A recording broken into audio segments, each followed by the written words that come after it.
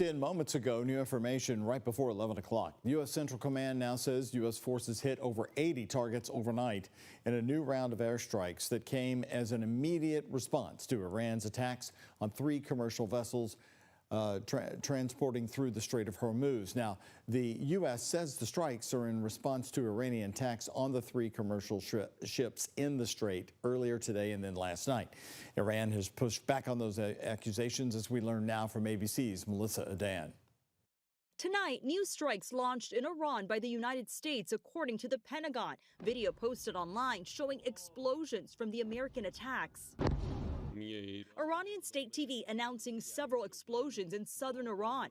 2 U.S. officials confirmed to ABC News that powerful airstrikes targeted air defense, coastal surveillance, missile and drone launch sites, as well as port facilities. Adding these strikes are much larger in scope and scale than those in late June. The deputy foreign minister of Iran responding, calling tonight's U.S. strikes a serious violation of last month's signed agreement between the 2 nations to end the war and reopen the Strait of Hormuz. The U.S. says the strikes are in response to Iranian attacks on 3 commercial ships in the Strait of Hormuz earlier today and last night.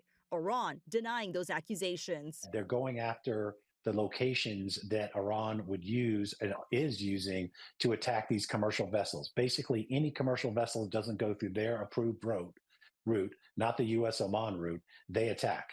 And I think the U.S. is trying to send a message that needs to stop. U.S. Central Command calling Iran's attacks a clear violation of the ceasefire and wholly unacceptable. The U.S. also revoking part of the deal President Trump signed that allowed Iran to sell its oil on the international market. Iran calling the lifting of those suspended sanctions a violation of the deal. The president in Turkey for the NATO summit, accusing U.S. allies of not helping him with the war. We weren't treated well because we did something in Iran.